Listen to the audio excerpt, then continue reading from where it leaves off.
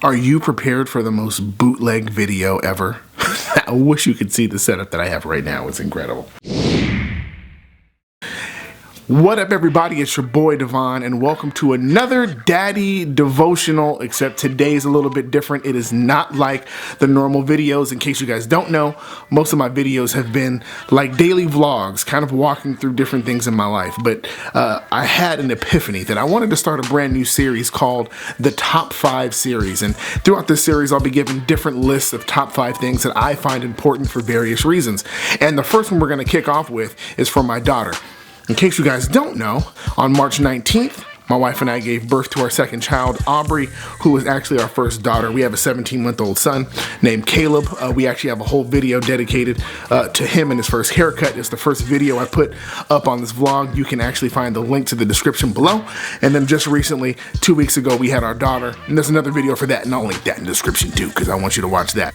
In any case, my wife and I are completely in love with our daughter. We love her with everything in us. And so, like, if you don't know, having a child changes your perspective on everything. Like, as soon as you have a kid, you begin to think about things differently. Like, the things you used to think were just extracurricular activities, now all you see is receipts.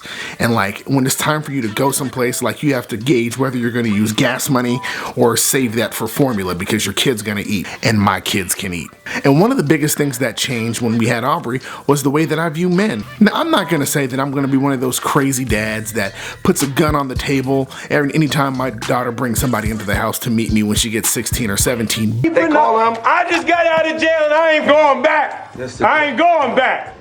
But I do envision myself every now and again as we're walking down the street, I start looking at different men. I start wondering how I would respond if my daughter brought those men home to meet me.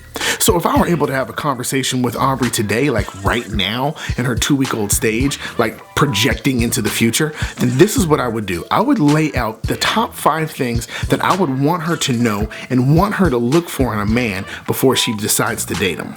Now, there's no like biblical antecedent to this. There's no like precedent set in the Bible about how you should date, but there is a daddy precedent. And I'm going to talk to her. I'm going to talk to you right now, Aubrey. When you watch this 15 years from now, these are the top 5 things you should look for in a man. She's so gonna hate this list. Let's start with number 1. He needs to have a vision. And what do I mean by vision? I mean, he needs to have a clear mission in life. There's no reason for a woman to submit to a man if there's no mission to submit to. Submission, no mission, no submission doesn't mean to submit. If you're gonna submit, if you're gonna have something to submit to, have a mission to submit to, a clear game plan. There's nothing worse than a man with no vision. That's how you end up with those guys who wanna be rappers in their 60s and they end up doing those really weird videos like they come out on YouTube and they turn viral and they think they're cool, but they're really not. Hell to the no, to the no, no, no, no. Hell no, no. Beware of those guys. And not only does he need to have vision, he needs to have a passion to achieve them. Have you ever met that one person that's always talking about what they want to do, but they never seem to have the motivation to get it done? That's a red flag. If you see somebody who's consistently talking about all of the things that they want to do, but they never seem to have the motivation to do it, they might as well be sitting in a car with no gas.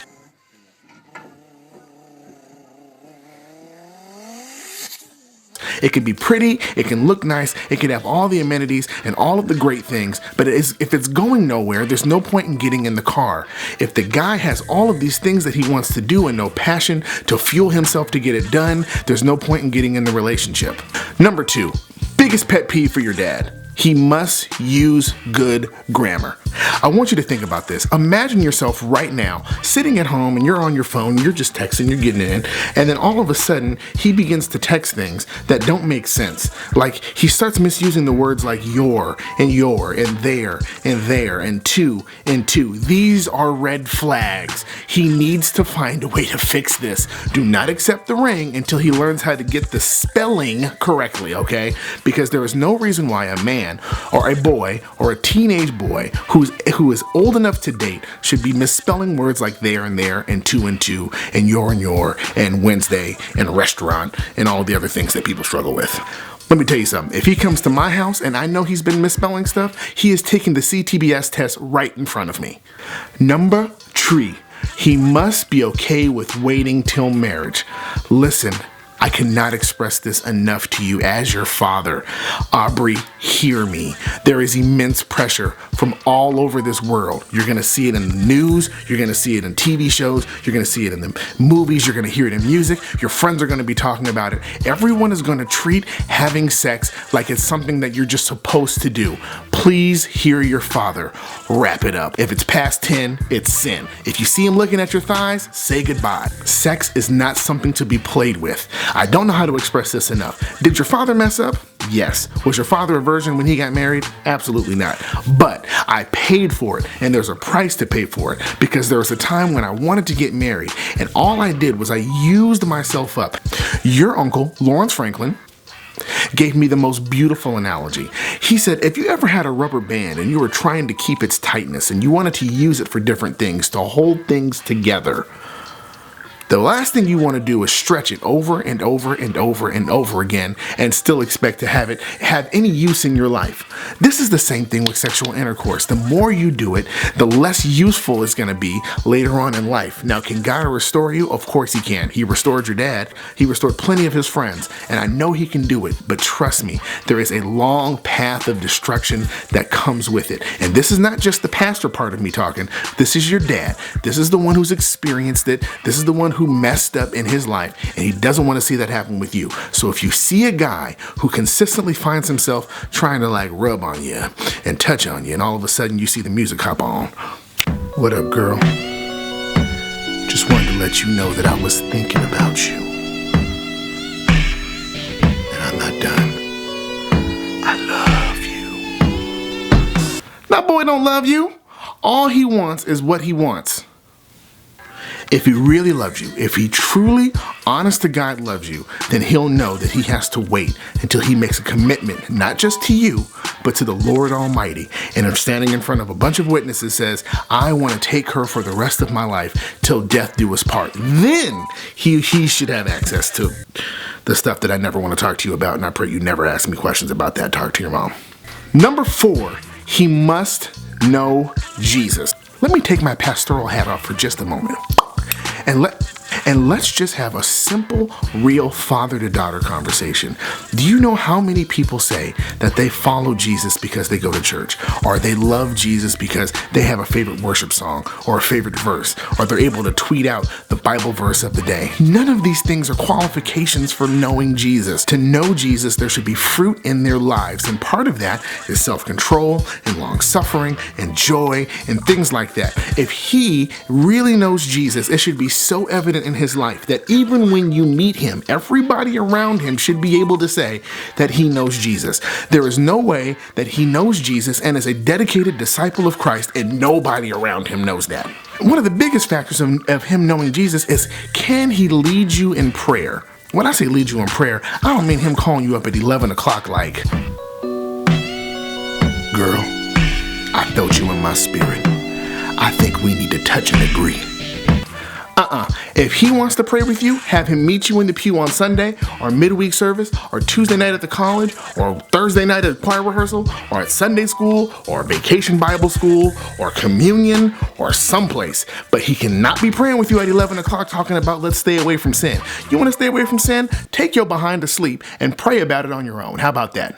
Number 5, he must push you to greatness. Aubrey, hear your dad's heart. Your dad spent a lot of time doing a lot of dumb things and ruining a lot of lives. And the reason why I did that was because I was selfish. And all I could see was how the woman would benefit me. And thank God that the Lord redeems, and I pray to God that he is able to put back the broken pieces of other people's lives that I ruined. But I will tell you this, that you know you have found the right one when they push you to become who you've been called to be. Because you have an option. You can always be with somebody who makes you comfortable with who you currently are. Or you can find that person that makes you comfortable with who you've been called to be by God. If you can find that one guy who causes you to look into your future and see your destiny in God and be afraid, but want to pursue that, that's the one you want to be with. That's the guy you want to give your time to. That's the guy that dad will be okay with you giving your heart to, because he is able to propel you into the place that God's called for you. Anyway, this is your dad. Those are my top 5. I pray that you enjoy it. I pray that you listen to it. I pray that this holds some sort of weight for you when you grow up. And for anybody else who's watching this vlog, I pray it holds weight for you. Please understand, especially church members, these are my top 5. I have no problem with you leaving your own top 5 in the commentary below, but this is what I believe for myself. This is what I'm passing on to my daughter. You're more than welcome to leave your opinion about it. I would love to hear what your guys' top 5 would be for your kids to look for in their spouse. But until then, this is your boy Devon, the Daddy Devotionals. Remember, in everything you do, keep God numero uno. Love y'all.